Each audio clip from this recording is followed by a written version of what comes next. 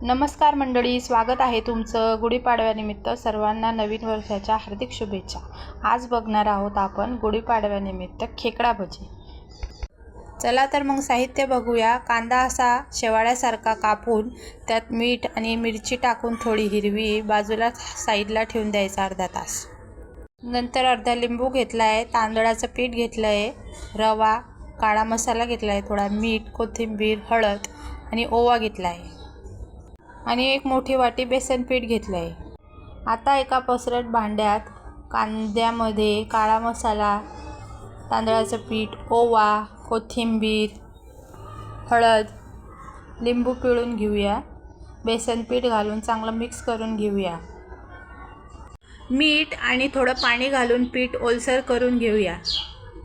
गरम तेलात भजी तळून घेऊया। तयार आहे आपली वरून क्रिस्पी आणि आतून मऊ असलेली खेकडा भजी। रेसिपी आवडल्यास नक्की लाईक, शेअर, कमेंट करा आणि चॅनलवर नवीन असाल तर सबस्क्राईब करा।